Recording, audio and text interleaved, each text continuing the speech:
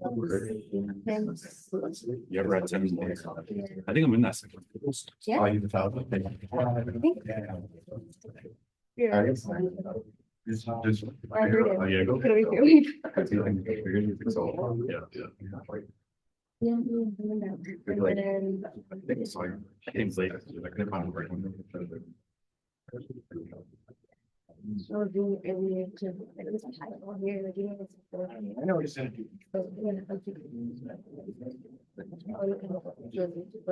Less.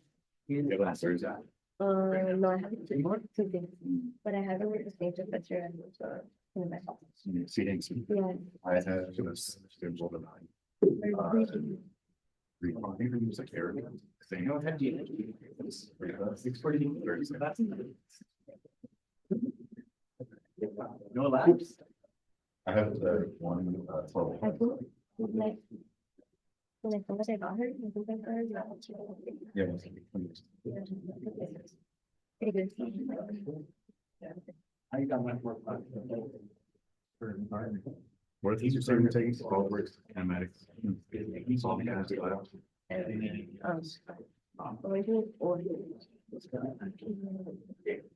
You're doing what? After I, it was awesome. You might be nice. I think you've seen it in the library. Like, they do the work. It's my first one. You'll see it. You see it, you'll be like, all right. That's it was something last. Yeah. That's It's nice. I like you, but I'm not gonna be where I have 20 where my life got Where you from, like, close to? 77. Palm Springs. Oh, it's you. But it's just all of it. No, I live in Chino, Yeah. but that's just where I grew up. That's pretty chill. It's just like you basically just read the book. That's like inland. Like an hour and a half. It's just east from here. doing small. Yes. It's just desert. It's like nothing to do. That's even good to see it. Show, yes. To see colors.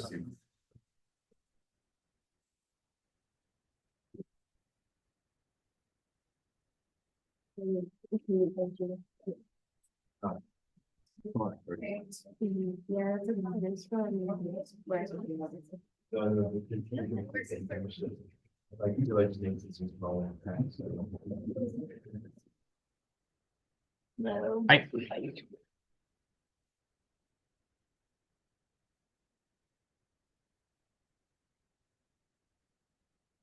Is it good?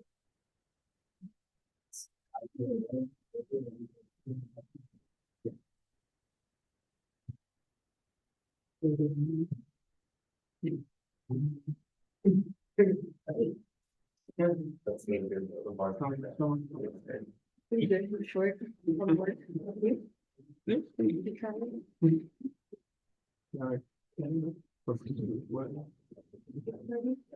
You guys party? You dance? No. Congratulations.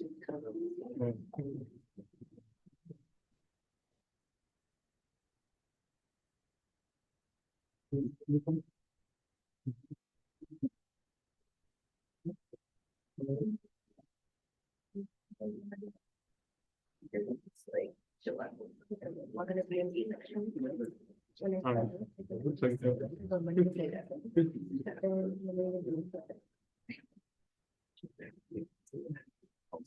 Spot. Yeah. Yeah.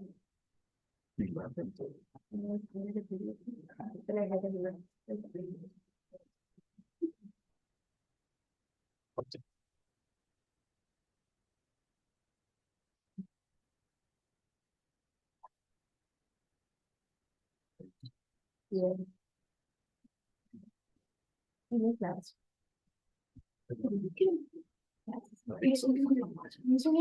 for like? We were just.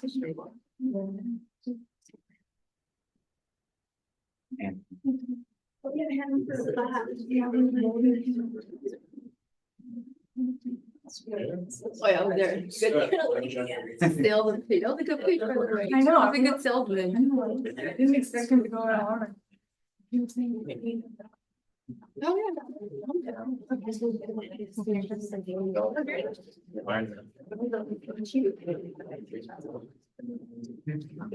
Like aerospace. Still offers. Yeah, but I think. I know, right? No, I'm still like- I was worried about like. My sister's thinking about. I'm the middle. The forgotten one, the troubled. The smart one. Yeah, I have two brothers that were. So- The better driver too. No. We're all around the same age, so we're all kind of, we all live together. We're all the same age. I've got like 3 fathers. You're lucky. Are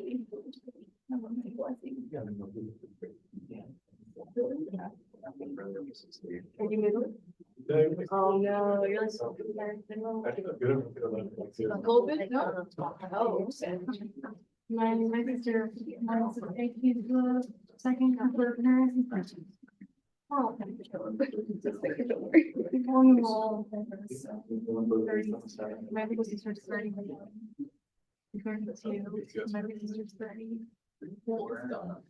I'm 31. Just keep the doors open just for ventilation. I might die up here, but it's okay. Yeah. Go to sleep your neck is always. That's hurting.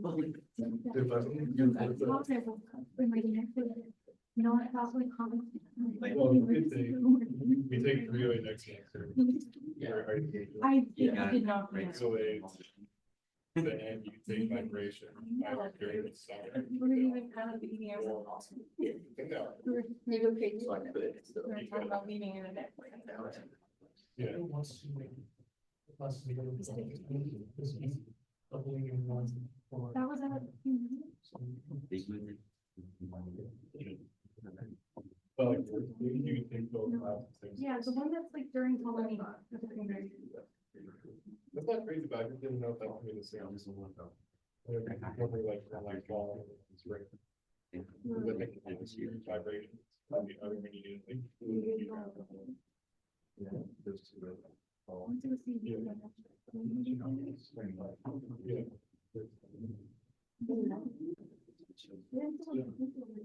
my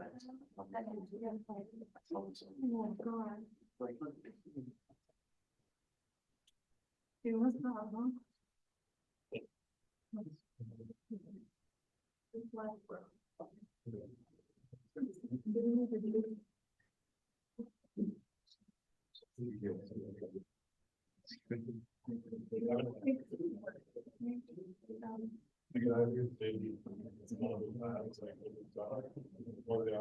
All right, it's 4 o'clock. Let's go and get started. All right, good afternoon, everyone. A lot of people in this room. How's everyone doing today?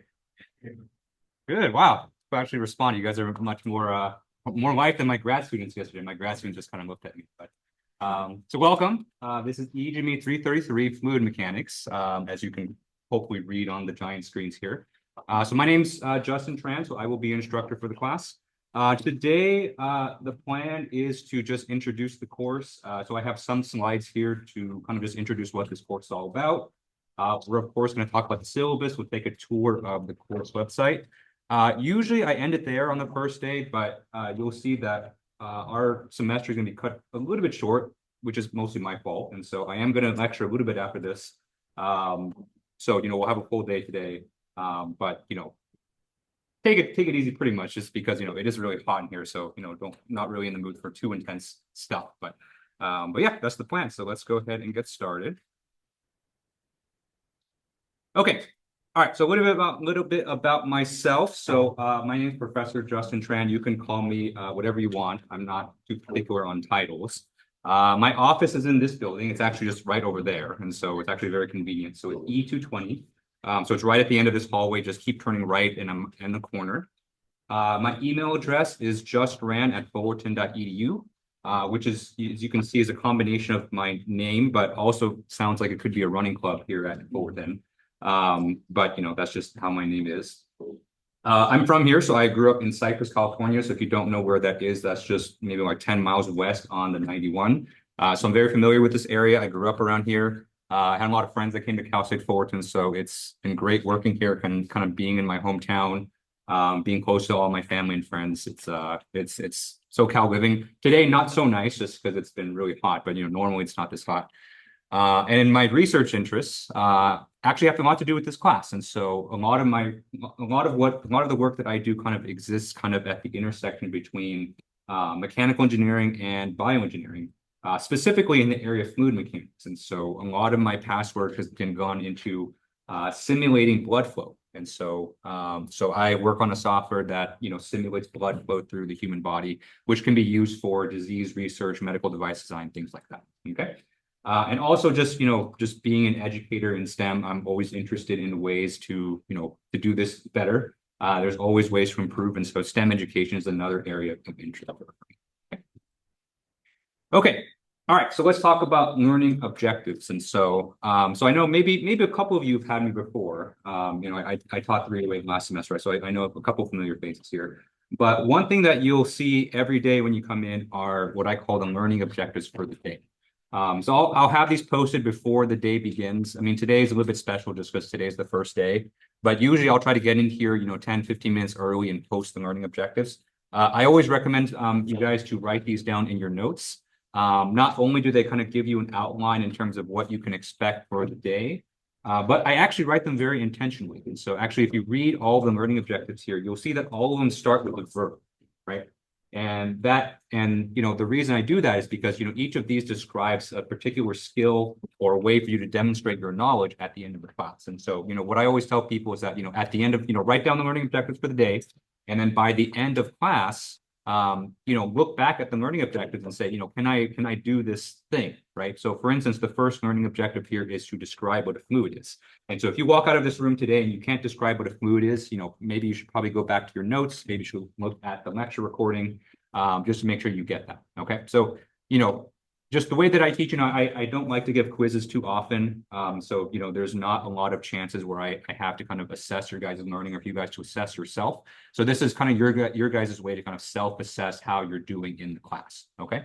So I'll have the learning objectives posted at the beginning of class each day. I'll also have them posted on Canvas. I'll show you where to find them on Canvas. And so I always recommend people just, check these out on a regular basis, just so that you're not scrambling before the midterm exam trying to cover everything. Okay. It's kind of a good way to just kind of keep up with the content. Okay. Because it's one thing to kind of sit there and, listen and take notes, but, it's another thing to actually, engage with the content and actually test yourself. And the learning objectives are a great way to do that. Okay. I'll have these listed again later, so don't stress too much if you don't write them down right now. Okay, all right. So let's actually get into the content of this class. So this class is fluid mechanics, and so I know this class has a certain reputation. It's not an easy class. I'm not going to sugarcoat it for you guys. This is a difficult class, and I think kind of one of the hard things about this class is that fluids behave very differently than solids. And so, most of the science classes that you've taken up until this point, things like your physics classes, your statics classes, your dynamics classes, you're dealing with solid objects, basically, with rigid objects. A fluid behaves nothing like that. And so, what I always tell people is that, for a fluid, we almost need a completely different language or a completely different way of analyzing it, a completely different mindset.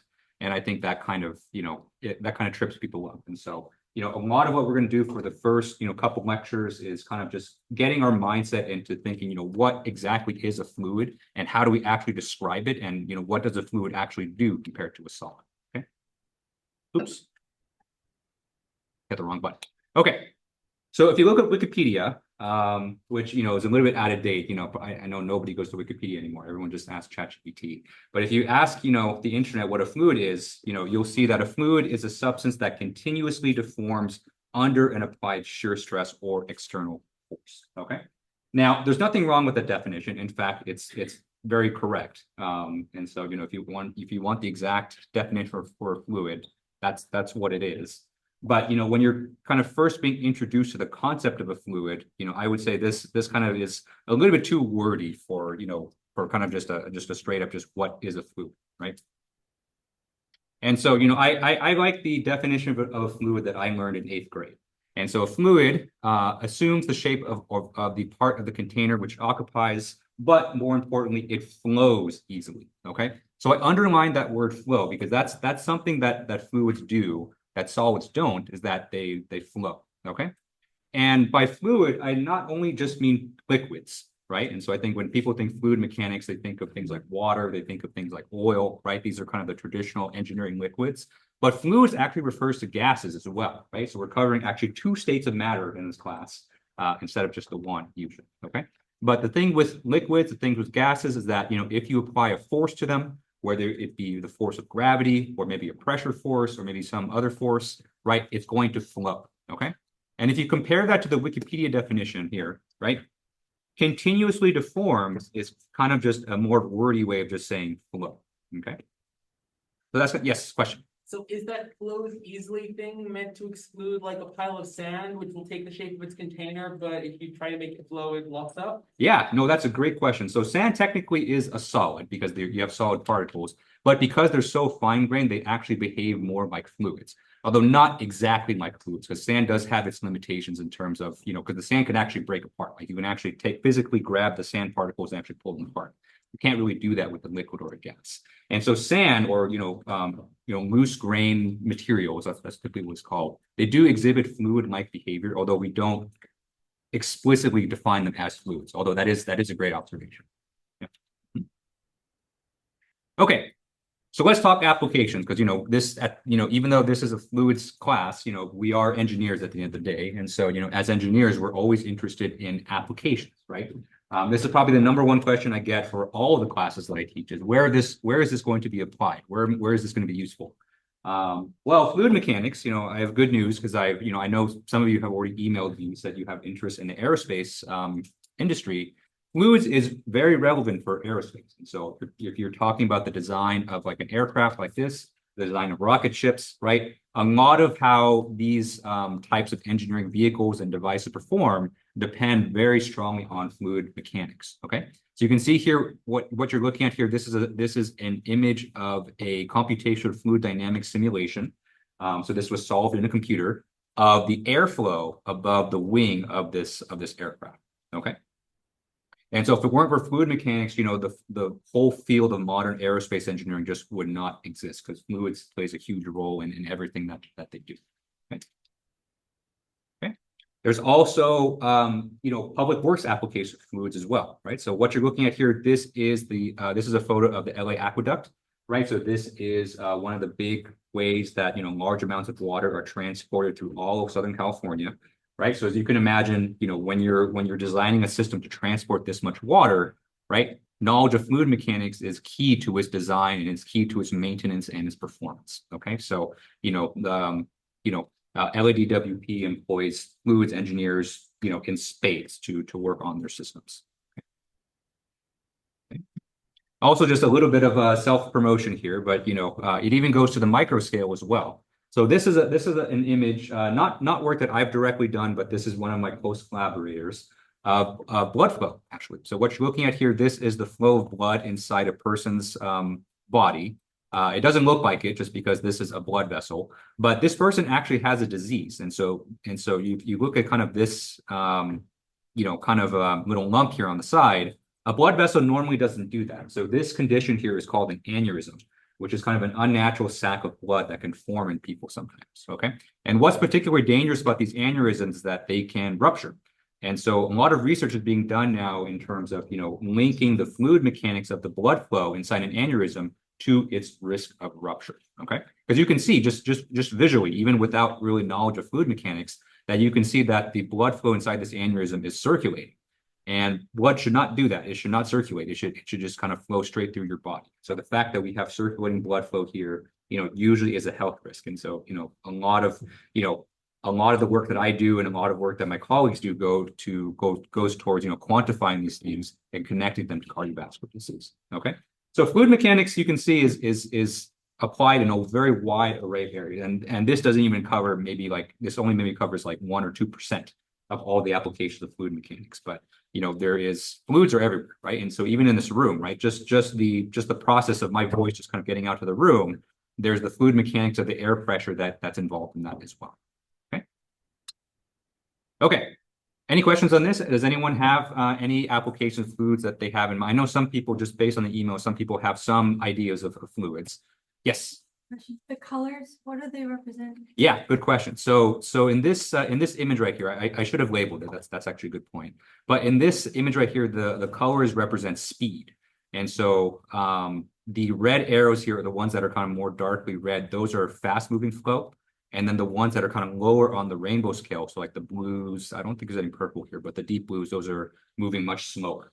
And so it's a little bit deceptive because all the arrows look the same size, but the colors are meant to indicate speed. Okay. Okay. Okay. So then the next question that you might ask is, what properties does a fluid have?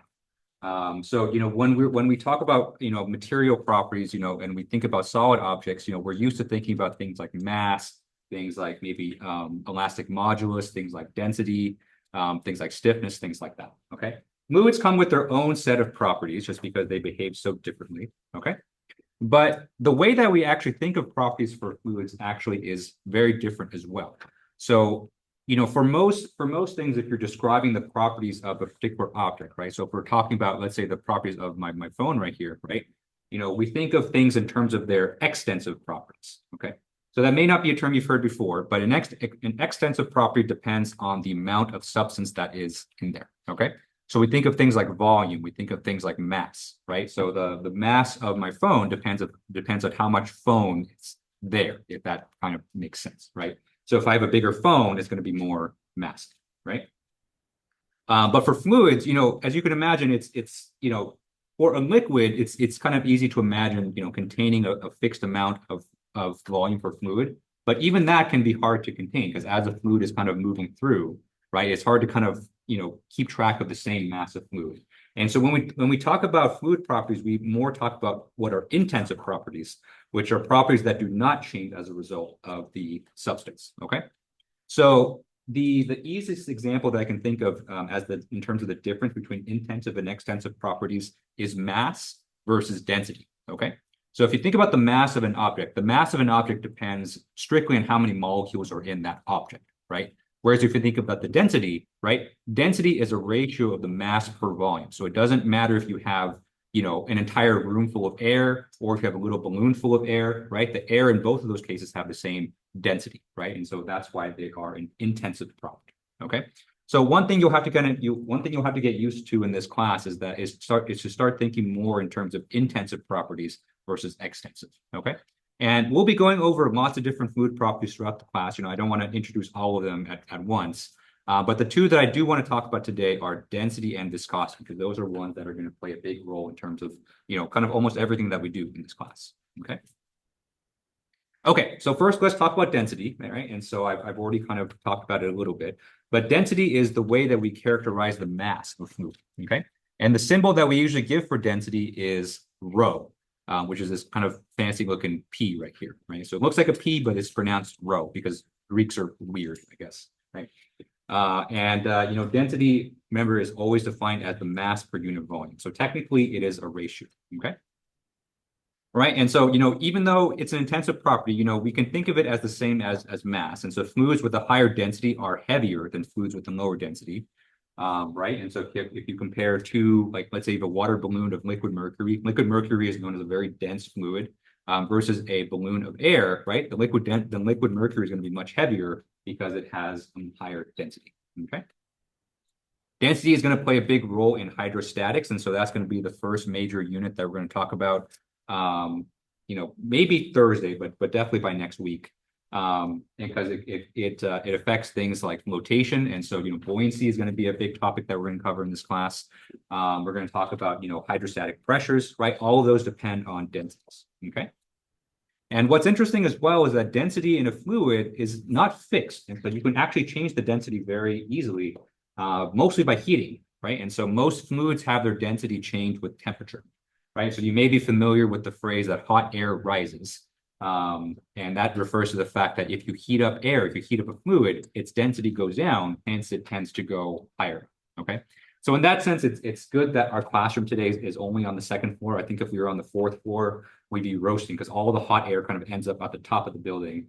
Never mind that, you know, the sun is kind of beating down right on the top of the building too. So, yeah, I have, you know, I have coworkers that live that work, not live, although sometimes we live here, I guess, but that work on the fourth floor here, and it seems pretty unbearable. Second floor is livable. I'm not dead yet, but you know, it could be worse than what we have in here today. Okay. And so in fact, you know, speaking of that, I am kind of sweating here. So I do a video for you, and I almost forgot that I had this video. Just to kind of give you just an idea of what density is. And so I'm gonna go ahead and play this video if my 6-year-old PowerPoint presentation still works. Oops.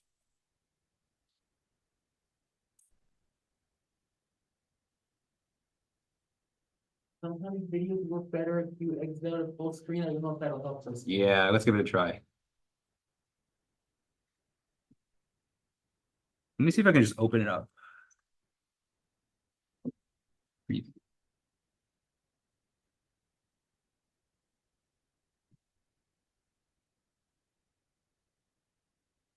It's literally working this summer. There's a play button. I don't know if that's what you're looking Ah, see. No, it may not be working. Let's just search up the video. If that video, maybe that video doesn't exist anymore because these lecture slides are 6 years old.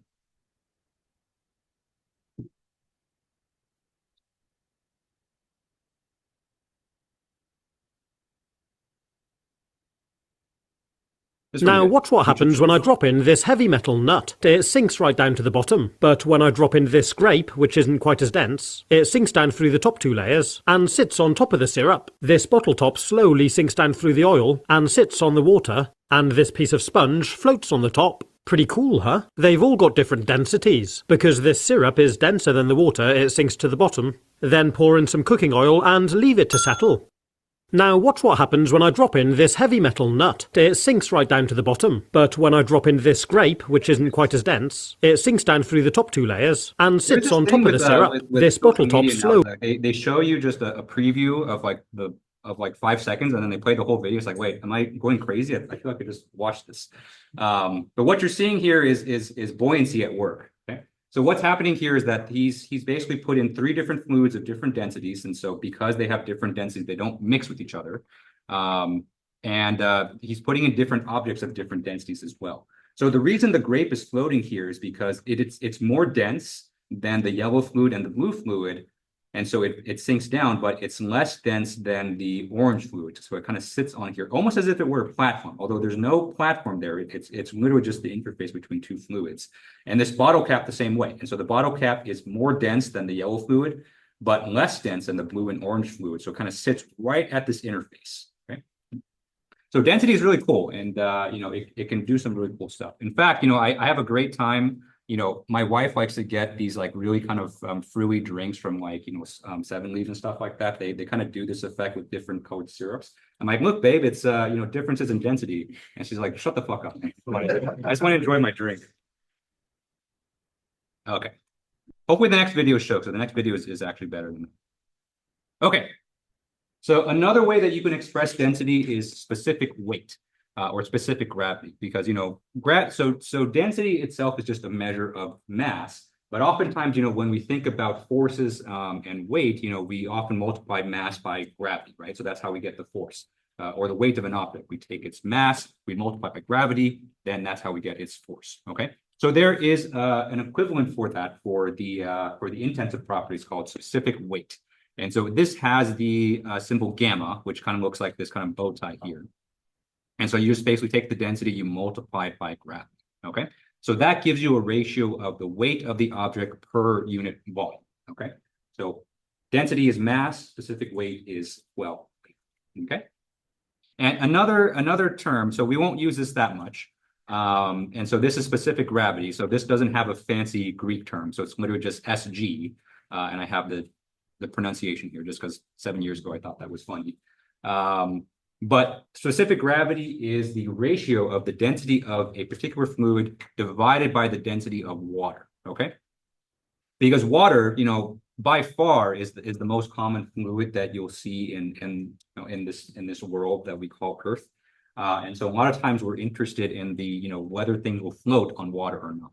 And so kind of an easy way that we can do that is to compute specific gravity. So we compute this ratio of the density of an object divided by density of water. And if specific gravity is greater than 1, right? And so in other words, the density is greater than that of water, then the object will sink.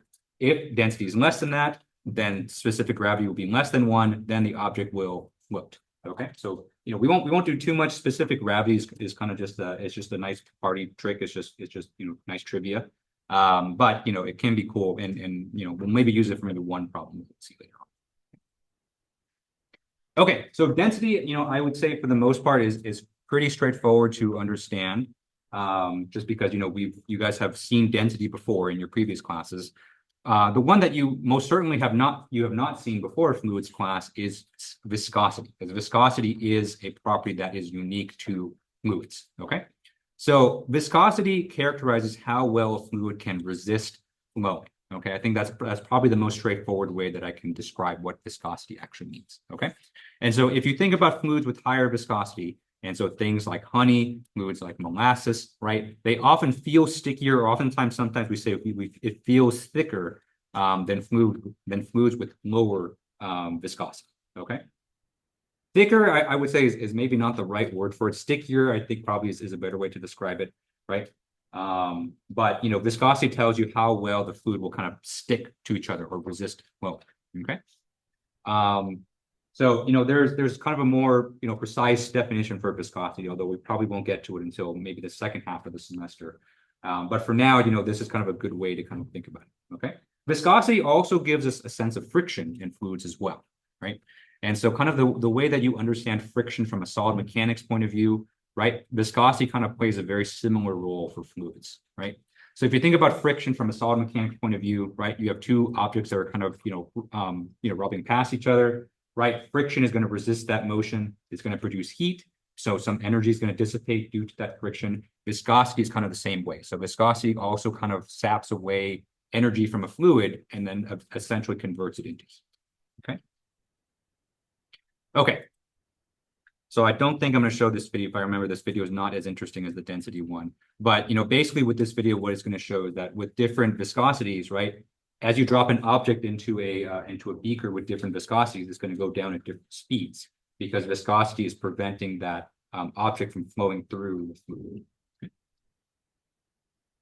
Okay, and so there's two types of viscosities as well. So there is dynamic viscosity and kinematic viscosity. So dynamic viscosity is the one that we're going to mostly be working with. So it has the symbol mu. Not to be confused with the Pokemon, but it has this kind of U with this kind of extra arm at the beginning. Okay, and the units for dynamic viscosity are Pascal seconds. Okay, another unit for viscosity is the kinematic viscosity, which is simply just the dynamic viscosity divided by the density. Okay, and so this has units of meters squared per second, and it has a symbol nu, which is this kind of fancy looking V. Okay. Okay. So again, viscosity, it's not something that we'll really touch on until probably the second half of the semester. For the most part, for most of the early stuff in the semester, we're going to assume that viscosity is 0. Very much in the same way, if you think about your physics courses, a lot of times you assume that friction was 0, right? Just because it made the analysis a lot easier. Same thing for fluids. And so for the most part, we're going to ignore viscosity until the second half. That's when we're going to bring it in. Okay. But it's useful to kind of know what viscosity is and kind of what the units are right here. Okay. Okay. And so I think we're almost done. Okay. Okay. So last thing I'll mention before we jump into the syllabus is why is fluid mechanics important, right? So on the one hand, I'm up here teaching this because I think fluids is really cool. Right. But, being really cool does not qualify as an important engineering application. Right. But, question. Yes. I have a question about viscosity. Sure. You know how motor oil in vehicles is measured with like something W and then a number after? Is that a typical measurement for viscosity or is this specifically with motor oil? I think that's more specific to the motor oil. I think that's not specifically measured for viscosity. I think most motor oils will be very similar viscosity. Of course, different motor oils will behave differently, but I don't believe that's a measure of viscosity. Question, yes. If I remember right, for motor oil, one of the two numbers is for viscosity when it's cold, and the other is for when it's hot. I hope that helps. Actually, I think you may be right. Actually, I think that might be that's probably what it is, because as the motor oil heats up in the engine, its behavior is going to behave differently. So viscosity, just like density, its value is going to change depending on temperature, and so that's probably most likely what it is for. Yeah. Mm-hmm. Yep. Okay. All right. So fluid mechanics, and so we've already talked about there's a lot of engineering applications for fluid mechanics, so things like airplanes, car engines, water pipes, medical devices, all and so on. Okay. And so if you plan to work on these types of systems after you graduate, fluids is going to play a very big role in that. Okay. Like I said before, fluids is very difficult, right? No one is disputing that. But because of that, when you're working in a field that I think most people perceive as very difficult, that also means that there's a lot of opportunities for improvements. So that means countless new devices, countless new innovations are kind of waiting out there for fluids, just because it is a very difficult subject. Okay, and I will tell you right now that there's a lot of subjects or subdomains within fluids that there's still a lot of work to be done in terms of understanding the what's going on, right? And so the concept of turbulence, right? So, we'll talk about turbulence, probably more in the second half, probably near the end of class. But turbulence is a phenomenon where, I can say with pretty much certainty that, we understand very little about how turbulence happens and the effects that it has. I would say we know barely enough just to kind of design our airplanes with, but in terms of exact modeling, there's still a lot to be done with turbulence. And so, if fluid mechanics is something that's interesting to you, there's a lot of really interesting and cool work that can be done. Okay. Okay. And so with that, let's go over just the overview of topics. And so, I used to think that these bubble charts are very useful, but I realized that, we're on day one of the semester, right? And if you look at this bubble chart right here, all of this is kind of meaningless to you because, we haven't started the class. But what I'm hoping is that by the end of class, you'll look at this chart right here and think like, hey, we covered a lot of stuff in this class, and we will. So fluids is a very dense topic, and so we'll be covering a lot of stuff. And so this just kind of shows you all the different topics that we'll cover. Okay. Okay. Any questions on just introduction to the course before we jump into the syllabus and course policies? Okay. All right, so let's talk syllabus. And so normally I print out the syllabus, but there's literally 50 of you in this class, and my budget for printing, I need it more than you guys need the syllabus. So you guys can download it from Canvas, okay? But I'll go over all the important parts here. Okay. All right, so first let's talk office hours, because this is the first thing I do have on my syllabus. So office hours are going to be in my office at E220, but I also have a Zoom option as well. And so if you can't make it to campus during office hours, which totally understand, parking here is a mess. I spent literally 45 minutes today looking for parking. You can join from Zoom, okay? And the times that I have for office hours are the following. So I have Monday, Wednesday, 5:30 to 6:30 p.m. So that's kind of near the end of the day. And I also have Thursdays 1 to 2 p.m. Okay. Now, kind of the hard thing with scheduling office hours is that it's impossible to schedule office hours that work with all of your schedules, all 50 of your schedules. So I know that. And so I just kind of have to just schedule office hours for when it's convenient for me. And so if you ever want to meet with me and you can't make it to these office hours, just send me an email. I'm always welcome to, I'm always open to the idea of, setting up an appointment for you to meet with me outside of these office hours. Okay. Usually they might be in the mornings or early afternoons. That's generally when I'm most free. But if the late evenings work as well, even later than this, then I can do that as well. Okay. And then office hours, usually people come to my office hours for discussing points of confusion about the course. And so if you have, questions from a recent lecture, you have questions on a homework problem that, that you're having trouble with, an exam's coming up and you have questions in terms of, how to prepare for the exam, we can talk about all these in office hours. They're all kind of fair game. Okay. Of course, you can also just stop by and just say hi as well. So sometimes, I'm just in my office, I'm usually answering emails or doing advising. But, talking to students is infinitely more fun than answering emails. So if you want to come by just to say hi, then, I'm always happy to see you guys for that too. Okay, course level learning objectives. And so, we've already talked about learning objectives for each individual class. I also have learning objectives for the entire course as a whole. Okay. Now, again, very similar to the bubble chart that I showed, these learning objectives probably don't mean anything to you right now. And in fact, even writing them down right now probably won't be that useful just because, we'll be covering these stuff throughout the entire semester. But the reason I show this to you is that, I'm not just up here doing random stuff, that I do put some thought into the organization of the class. And so, I write these learning objectives so that by the end of the course, by the time, Christmas rolls around, you should be able to do all of these things that I have here. Okay, so these are kind of, guiding the organization of the class as a whole. Okay, let's talk deliverables. And this one's actually very important as well, kind of different than usual. So there's 7 homework assignments that I have planned. So 3 homework assignments that will be tied to midterm 1, 3 homework assignments tied to midterm 2, and then 1 last homework assignment that we'll do right before the final. Okay, so it's 3, 3, 1. There will be 2 midterm exams and 1 final exam. So this is kind of a very traditional kind of, very theory-based course. That's just kind of how fluids is. And so, it's very exam heavy.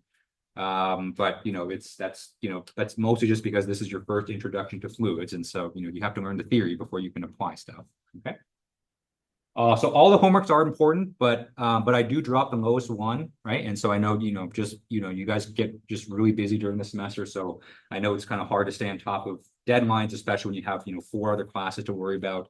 And so, I want to give you guys a little bit of flexibility in terms of what you can turn in. But even if you do miss a deadline, please do all the homeworks.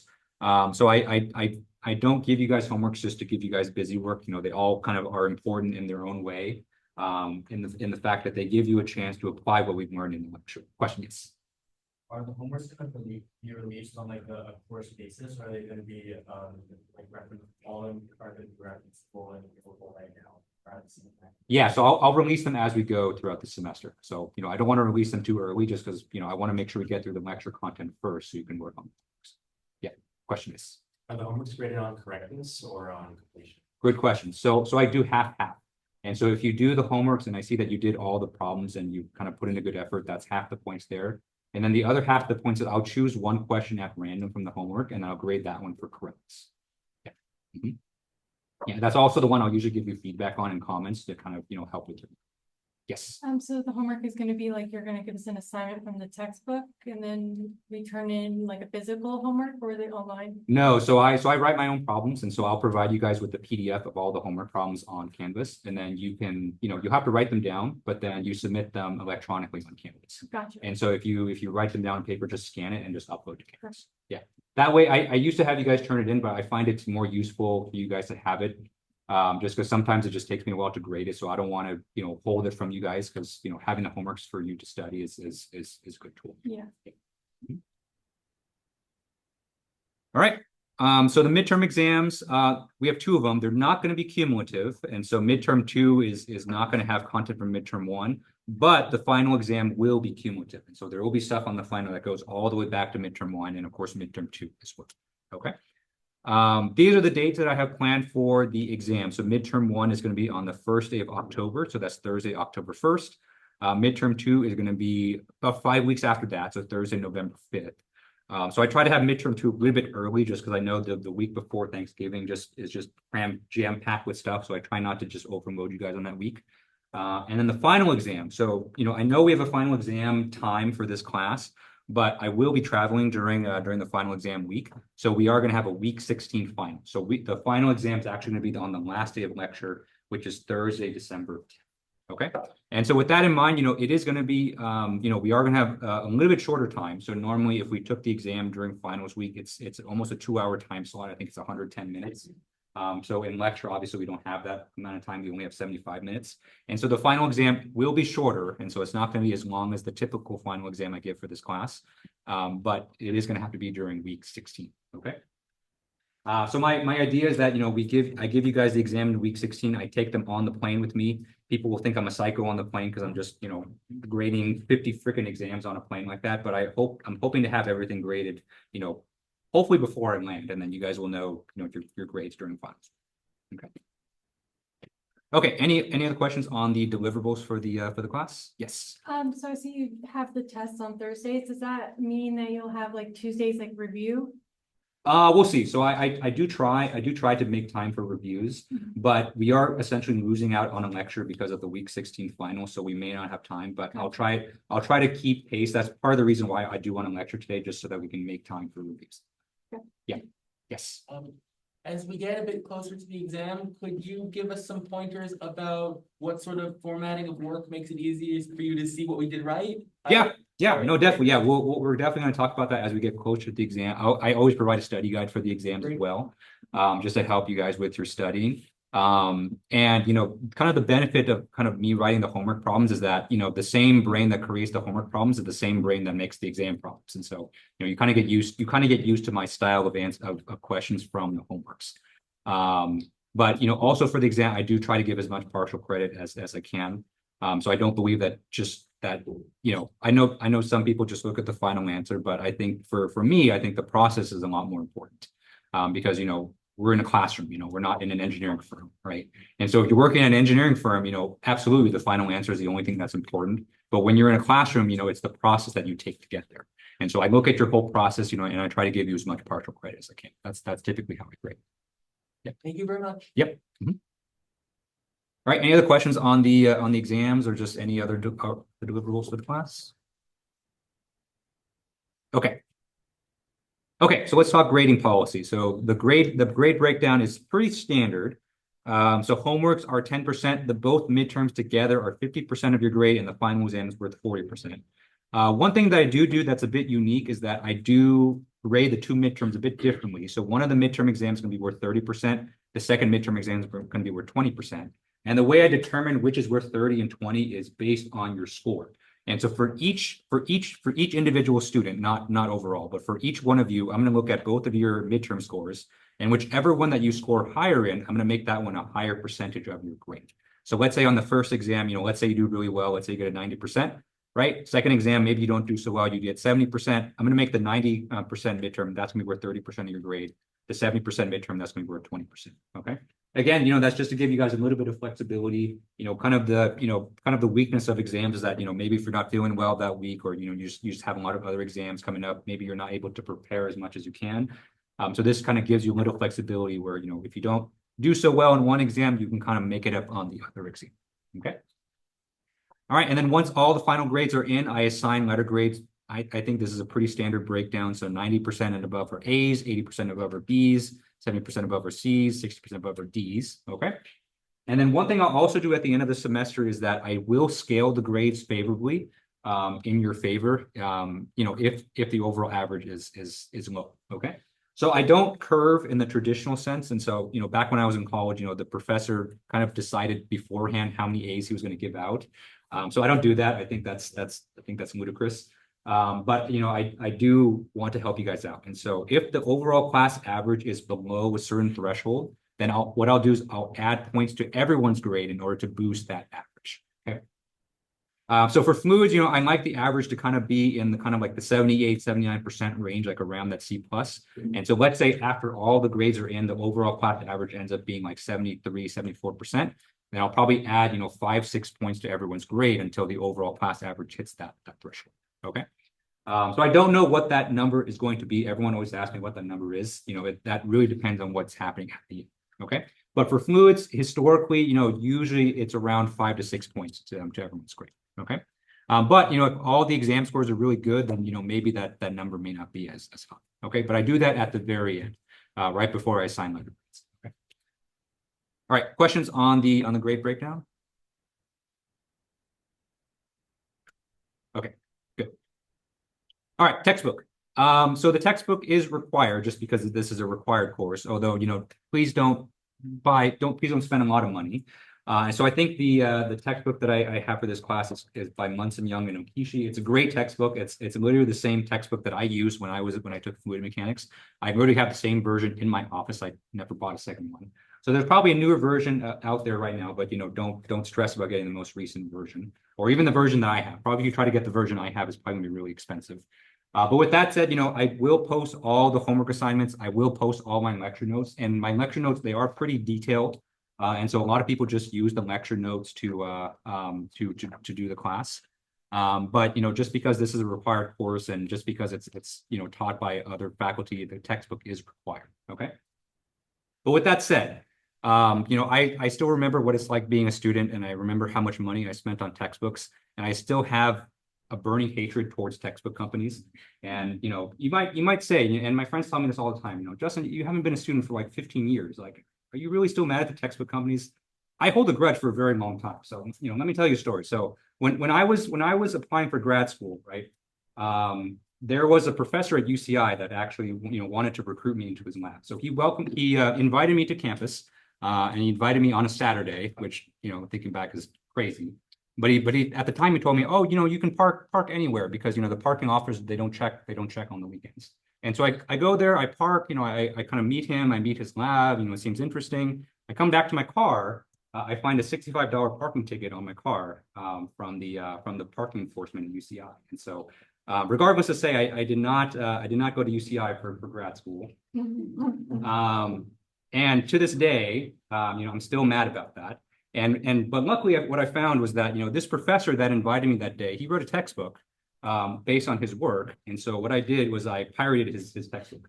But the way I think about it is I already paid for it because I paid $65 to the parking enforcement at UCI. So, So anyway, that was a completely unrelated story. But, if you do want to get this textbook, be resourceful, don't pay full price. Okay, course website. So we use Canvas for our course website here. That is the university mandated course website. It's fine. It does everything that we need that a course website needs to do. So we're gonna take a tour of the course website right after this. And so as soon as I finish these slides, we'll take a tour just so that you can kind of see where everything is. I don't think it's particularly complicated, but it's always good just to kind of show everybody. But the way I use the course website is that any content that I produce for the class, so lecture notes, lecture slides, homework assignments, homework solutions, exam solutions, study guides. I do have just random handouts and just additional examples. I post it all on Canvas. Okay, so I don't hide anything from you guys. Okay. All the lecture recordings will be on Canvas as well. And so, after every lecture, I do upload the recording to YouTube and I put the links on Canvas. And so that's the easiest way to, to access them. So I won't be weird and say you have to subscribe to my YouTube channel. So, you can just click the links on Canvas. Okay.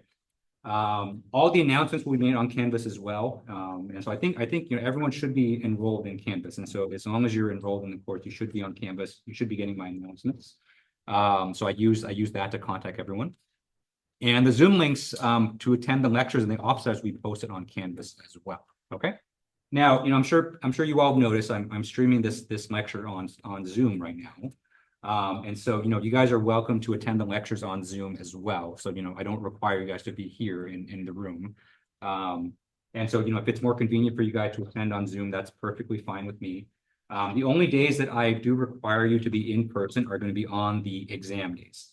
And so, there's going to be no way for me to offer the exam over Zoom. And so please be here on those days, but for every other day, feel free to attend on Zoom. Okay. Which might be better just because your AC probably is better than what it is in the room right now. So, but yeah, feel free to attend on Zoom all days except for the exam days. Okay. Okay. Other course policies. And so, these are just policies that just didn't really fit on any other slide. So first is homework policy. So I do accept late homeworks. And so if you don't make a deadline, you can still turn in a homework late. So I do this, I accept homeworks up to a week after the original due date, but each day that the homework is late, I do dock 10% off of the maximum points. Okay. So if you turn in the homework a day late, the maximum you can get is 90%. Okay. And if for some reason the Canvas site is not allowing you to submit, submit assignments, Canvas just goes down randomly. I think last year, some people held Canvas at ransom. So if that ever happens again, you can always scan your homework and just email it to me. And so that's true whether it's a late homework or even just to turn it in on time, you can always do that. Okay. regrades. And so, I do, the grades that I give back to you guys are not final. I do my best. You may not believe me, but I do my best to grade you guys fairly. But I make mistakes just like anybody else. And so if you ever feel like that you want to regrade, you want me to look at something again, I'm always open to that. So please let me know. But the deadline for doing so is a week after it is returned to you. Okay. So, for example, when you guys do your midterm exam, it usually takes me about a week to grade. Sometimes I get it done over the weekend. So, let's say you take an exam on Thursday, I return it to you the next Thursday, then you have until the Thursday after that to request a regrade. Okay. But just make sure that you get that in. And the reason I do that is that, usually when I grade stuff for you guys, I do leave comments. I do try to leave feedback. I want you guys to read those comments, because if you wait until the last week of the semester to read those comments, it's kind of not so useful, because we're already way past that content. Okay. All right, and then last, emails. And so email is my preferred method of communication. So I know that Canvas does have its own messaging system, so you can message me on Canvas, but I do prefer that you email me directly. Okay. That's just for documentation purposes, just so I have everything in one place. If I have to always check the Canvas inbox, it's just kind of too many things for me to kind of keep track of. And so please just email me. And if you do email me, please include EGME 333 in the subject line, just so it's easy for me to sort. Because I got 50 of you guys in this class. Right after this, I got to go to 410, which I have 50 students in that class. And so, it's just helps to kind of keep my life organized. Okay. Usually I'm pretty fast with email, so I do try to respond within 48 hours. And that's 48 business hours. And so, don't email me Friday night and expect a response on Sunday. It'll probably be on the Monday. Okay. All right. Any questions on these policies here? Okay, good. Okay, academic dishonesty. So, maybe not too much of a concern for this class, just because, we are doing mostly exams, but, any form of academic dishonesty obviously is not good. Okay. And so that includes the use of AI tools to complete the assignment. Okay. And so I have basically a zero tolerance policy for this and for any other forms of academic dishonesty. And so if you're copying off someone's exam, that obviously counts as academic dishonesty. Okay. And the reason for that is quite simple. And so whether it's AI or whether you're having someone else do your work for you, right? If this were a situation where where I would take your guys' assignments and sell it and produce profit from it, then if that were the case, then it wouldn't matter. You can use AI, you can use whatever, because you're not meant to learn anything, you're not meant to gain anything in that situation, right? You're just producing work that's meant to produce profit. Okay. But taking a class is just fundamentally different than the whole point of taking a class is for you to gain knowledge and skills, right? Not only knowledge and skills that you're going to use for your next class, but also knowledge and skills that you hopefully will use in your career ultimately. Okay. And if you use things like AI, if you plagiarize, you do anything else like that, then it's going to take away from that, right? And so if you're having someone else do your work for you, then it just at the end of the day, it just ends up being a waste of time for everybody. Okay. So please don't do it. Please just do your own work for everything. Okay. But one thing I always promise people is this. And so yes, the goal for you guys is to do well and learn everything you can from this class. But my job here is not to be like the gatekeeper, right? So my job is not to just let some people in, let some people out, right? My job here is to help you guys succeed as much as I can. Okay. So if you ever feel like you're struggling, like you're not understanding something, which will happen a lot just because fluids is really hard, then please just reach out to me. Okay, send me an email, come to office hours, just stop me in the hallway, come to my office, anytime. I promise you I will do everything I can to help you guys succeed. Okay, my job here is not to judge you, right? So I'm not here to pass judgment or just I've had people come up and say, hey, like I've literally just things have been going on in my life, I just haven't been able to keep up, I feel screwed for this midterm, like can you help me out? And I said, yeah, you know what, let's see what we can do, right? So let's sit down, let's go over the study guide, let's kind of see where you're kind of lacking, and let's come up with a plan to get you back on track. Okay. I promise I will do that for everyone in this class. So please do that, before you resort to other stuff. Because if you do, if you kind of open up the academic dishonesty box, then there's nothing I can do with that. Okay. Okay, so last thing we'll talk about before we take a tour of the course website is email introductions. Okay, So this is the first homework assignment. And in fact, some of you have already done this. So thank you guys for that. So the first homework is for you guys just to send me an email. Right, so send me an email, introduce yourself, and you get full credit just for completing it. Okay. I can't grade your introduction for correctness because, I don't know you guys better than you, right? And so you could tell me that you're Bigfoot and that you're competing in the Olympics for bobsledding, and I will say that's great. I have no way to verify that, okay? It is nice to get to know you guys, okay? Because even though I'm your instructor, we're still going to be together for this entire semester. So that's 16 weeks, basically up until Christmas. Right. And so August until Christmas is a long time. And so, if going until that long and, not really learning your names or what you guys are into is always kind of strange to me. So, I always enjoy reading these introduction emails. And you can write whatever you want in them. So I have these 4 questions here. You don't have to answer them. So I know some people email me and they kind of list the answers to these questions as if it were a homework assignment. So, you don't have to answer these questions. They're just there just to help start the conversation. But just whatever you want to talk about for yourself, I'm always willing to listen. Okay. Sometimes people send me pictures of their pets. I love that. I have 2 cats myself. So I love, looking at pet pictures, dogs, cats, birds, reptiles, fish, right? They're all cool to me. So whatever you want to share. Okay.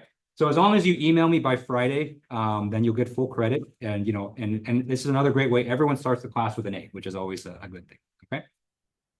And so when you email me, just please don't forget EGME 333, just because as soon as you send me an email, I go into the gradebook and I give you full credit. So that just kind of helps me sort things out a bit easier. Okay. All right. Any questions on this before we take a tour of the course websites? Okay. All right. So let's take a tour of the course website. I went a little bit longer than I thought, so maybe we'll call it after the course website. Let's take a tour of the website. Get out of here, YouTube. Okay. Okay, so this is the course website. So you log into Canvas, the student view is loading. So this is what you see. So I do try to keep things clean. I know there's like a bajillion different features and stuff in Canvas that you can use. It's all bloat, in my opinion, so I try to disable most of that for you guys. So I try to keep things as simple as possible, okay? So when you first, join the website, or when you first log in, this is what you see. So this is kind of the home page. And so we have EGME 333 Fluid Mechanics. So that's how you know you're in the right place. Here's just some basic information about myself. This is the class times, Tuesdays, Thursdays, 4 to 5:15. Location is E201. So all of you guys know this because you are here, unless you just followed your friend strangely and you just ended up in this room. But, this is when the class is, okay? Here's a description of the course. And so this is a bit more detailed than the catalog description. So this is what's on the syllabus. Here is the course level learning objectives that I showed before. Here's a link to the actual syllabus itself. And so, definitely feel free to download this. It has, we basically covered everything on the syllabus, but, in case, you were looking for a specific policy, then this is everything here. Here's a week by week breakdown of the course as well. Okay. Here are the Zoom links. And so if you want to attend the lecture on Zoom, this is the link that you would click here. These are the links to join via office hours. The office hours are all the same link. I just list them separately just so that you can know the times. But, if it's Thursday, you can click on the Monday link and you'll still end up in the same place. Okay. Okay, but the most important feature of the homepage is the course outline. So you can see here, I have a week by week breakdown of all of everything we're going to cover in this class. Okay. And so as we go through the semester, these links here will become clickable. Okay. So usually on Fridays, usually Friday afternoons, I'll go in and I'll enable the page for the next week. So right now, only week 1 is active just because we're in week 1. But by Friday of this week, then you'll be able to view the, view the link for week 2. Okay. Okay. So if you click on the weekly page, you can see here that I've kind of sorted everything that we need for this particular week. Okay. So we have the title for the week. And so this is kind of what we're going to learn. Here's a little blurb in terms of what we're going to learn for the week. Here are the learning objectives for the week. This is where you're going to access the lecture recordings. And so if you ever want to go back and watch one of the lectures, this is where you can do it. Okay. So after the lecture today, probably tomorrow morning, just because it takes the Zoom a while to kind of process the recordings, I'll post the lectures onto YouTube, and then this link here will become clickable. Okay. Same thing for the second lecture. So there's always lecture 1, lecture 2. Kind of the benefit of having a Tuesday, Thursday class is that, we're not really affected by the holidays. So basically every week we have 2 lectures. Okay. Any assignments for the week will be here as well. So right now there's only one assignment, which is the introduction. And any files that you need for the week will be here as well. So any of the lecture notes or lecture slides will be here as well. Okay. So you can see here that the slides for the lecture, for the introduction that I just went through are here for you to download. And the lecture notes that we'll probably start covering on Thursday will be here as well. Okay. All right. So those are the weekly pages. And so I always recommend people, before the week starts, so maybe on Monday of the week or maybe the Tuesday before the lecture, go to the weekly page and just download all the files for that week. Take note of all the deadlines so that you kind of are staying on top of things. Okay. All right, next tab that we have here is the announcements tab. And so the announcement tab, this is kind of where you're going to see all the announcements for the class. Probably there's no reason for you guys to come here, but I have to enable this feature just so that I can send announcements. So I try not to spam you guys. I think throughout the semester, I'll probably send maybe 5 or 6 announcements throughout the entire semester. But these do get emailed directly to you guys. And so, you don't have, there's really no reason for you to come here unless you want to see it for whatever reason. Okay. Next tab here is assignments. And so these are all the assignments that you will be assigned for the class, right? And so so whenever I post a problem set or whenever I grade midterm exams, you'll see them here, okay? So right now there's only one, which is the introduction assignment, okay? Next tab here, we have the grades. And so as I grade things, then this page will start to fill, right? You can see here the grade, the breakdown of the grade in terms of percentages, okay? And so you can kind of see where you are in the class at any given time. I do try to grade things pretty quickly. And so usually, a week after it's due, I'll usually grade things. So homeworks usually takes me about a week. Exams usually takes me about a week. And so, I don't wait until the end of the semester. That's always crazy to me. I know some faculty wait until the very end of the semester to grade everything. It's like, why would you subject yourself to that torture? Just grade things as you go, right? It's like doing dishes, right? You don't do your dishes at the end of the week. You do your dishes as you go, so that it's not as overwhelming. Right? Okay, people. So this is a list of everyone that's in the class, and so there is literally 50 of you in the class. So there's a lot of you here. I guess 51 if you count me, because I'm here as well. See, that's me. But yeah, there's a lot of people in this class. Okay. Next tab here is we have files, and so any file that I post for the class will be here. So syllabus is here, all the lecture notes are here. So all the lecture notes are viewable. And so for some reason, if you want to look at the lecture notes ahead of time, you can do that. The assignments I don't have posted just yet, but I will post the assignments as we go. Okay, so as they become relevant, I'll post the assignments here for you guys to do.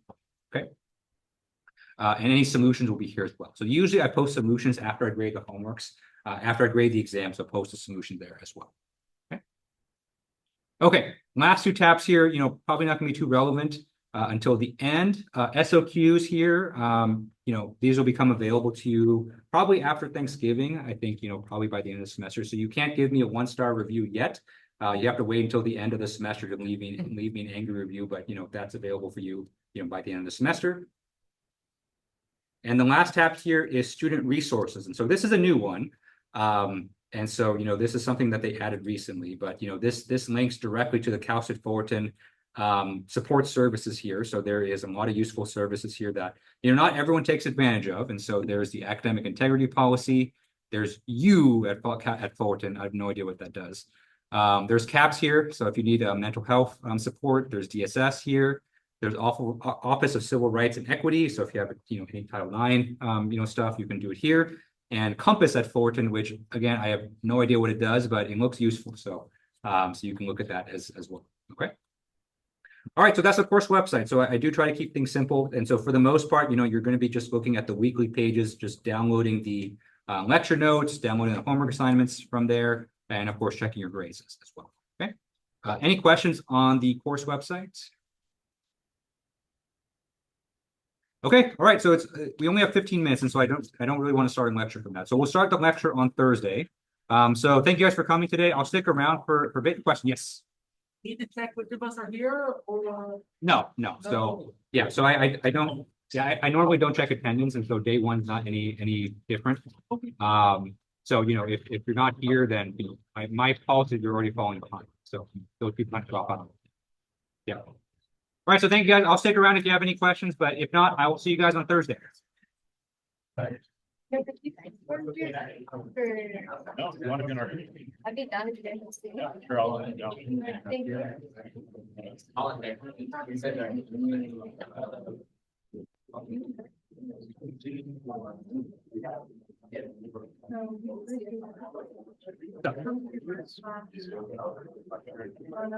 I do report. Yeah, so I report even today's lecture I report. So usually the next day I'll post the Thursday on. Yep.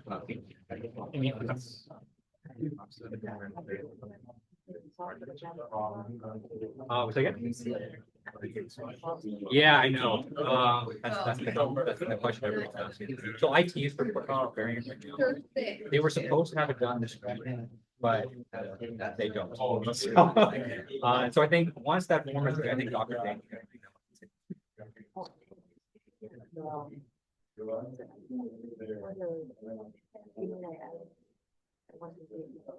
Yeah. So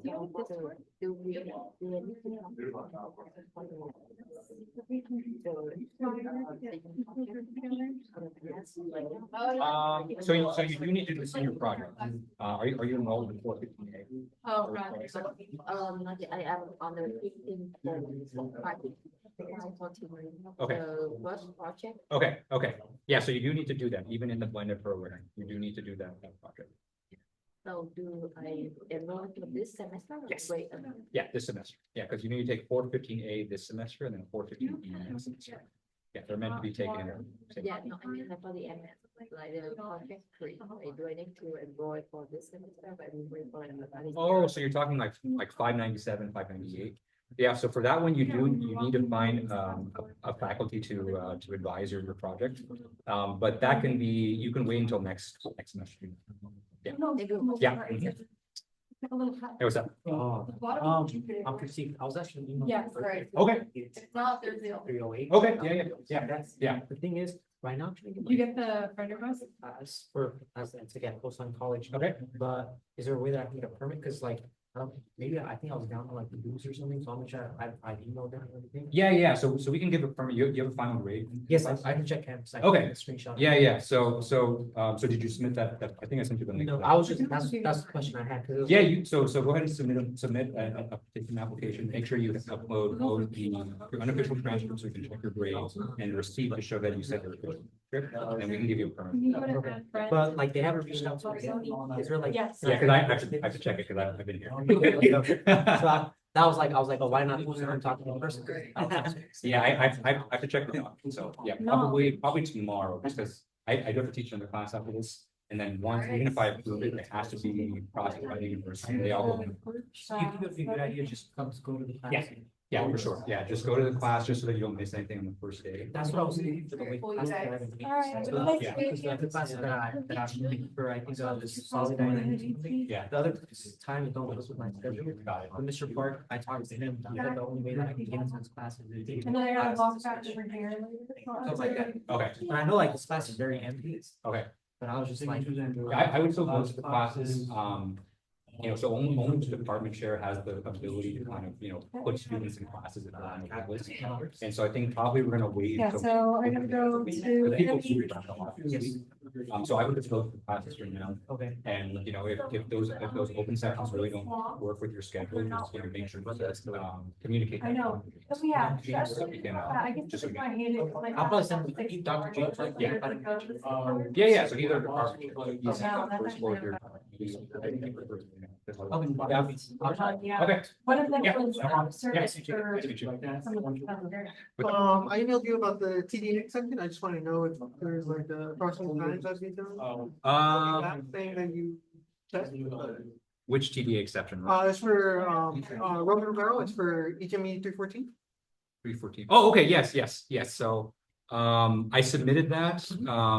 Yeah, this afternoon. So what, the next step is that it actually is reviewed by someone in the registrar's office. So sometimes they're very fast, but I think this week they're probably pretty slow.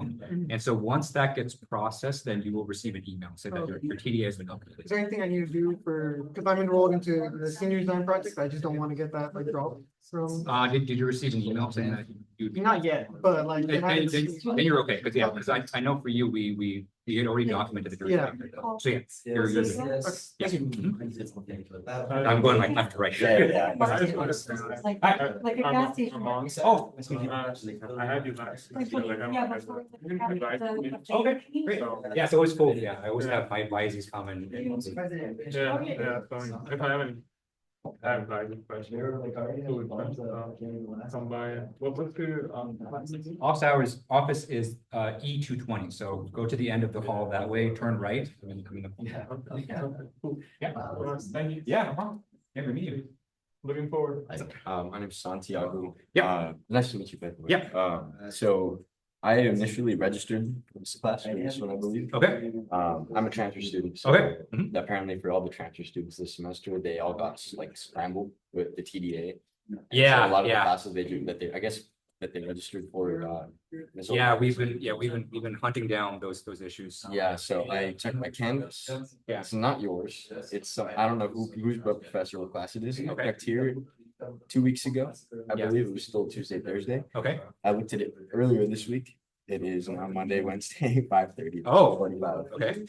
So I'm not sure what happened, but That's very weird. Yeah. Is it this for thermo? Right? yeah, this is the thermodynamics. Okay, so the class I taught was fluid mechanics, not thermo. Oh, really? Oh, Yeah. so this is okay. This is not This thermo. is okay. Yeah, so Sorry. actually thermo is the prerequisite for For fluid. this. So actually, if you haven't taken thermo, then you can't Can't take this. Yeah. Gotcha. Okay, so I'm not really sure what happened. So well, I guess I gotta wait. Yeah. Because should I contact Dr. Sadler James about this? Or? Are you able to make it at that time, or do you have a schedule? I have work, so that's why Okay. I wasn't able to initially. Okay. Go ahead and send me an email. Sure. Let me kind of write down my advising email address. It might be easier for you to sort it that way. I don't teach them, unfortunately. So my email, oops, is bsme_advising @410.edu. Yeah, so you can go ahead and take a picture of that. So that's the email that I use to kind of help students with course planning. So send me an email, just remind me in the email, just what your time constraints are, and then I'll help you come up with a schedule. Yeah, that'd be amazing. Yeah. And do you know when is like too late to start? Like, cause I feel like now's a little, the semester was started, like, Yeah, I mean, usually first day is, every instructor is a bit different, but it's like today we kind of just went over just an introduction. So first day usually is okay. You can kind of catch up by the second day. But the sooner the better. So yeah, so I think you'll still be okay as long as we kind of figure out your schedule. Let's see. I'm gonna see if I can find time to meet with you tomorrow. that'd be sick. And then yeah, just shoot me an email and then we'll figure it out. Thank you. Yeah, no What was your problem. name again? Justin. Thank you so much. Yeah, no Appreciate it. What's up? My name is Samuel. I'm in this class. I don't know the previous guy introduced himself. And I'm looking at your course policies, they all seem very clear right now, and then I know that when something comes up, everything suddenly seems less clear. Sure. So if I have questions about, like, maybe I have a clever idea about how to do my work, I wanna know if it's academic dishonesty or not, would that be a good thing to come to office hours over? Yeah, or- no, definitely. Okay, Yeah, great. you can send me emails. Great, thank you very much. Yeah, no problem. Is this class for 308? Because on No. my schedule it said E201. Is that this room? This is E201, but this is fluid mechanics 330. Oh, okay. Let me see your schedule. Yeah. I mean, I just put it here. I can pull it up on Sure. on my computer. Yeah. You know who your instructor for 308? Yeah, I wrote down the name. It's Habib Ravi. That's probably the next class. So that starts at 5:30. Yeah. Oh, okay. So everything just switches. Yeah. So I just ended my 4 o'clock. Oh, okay. Yeah. Oh, I'm just really So early. yeah, Professor Garavi will be here in like 15 minutes. Oh, okay, Yeah. cool. Thank you. Yeah. Out there, it's just stayed, you that might never, not to get closer.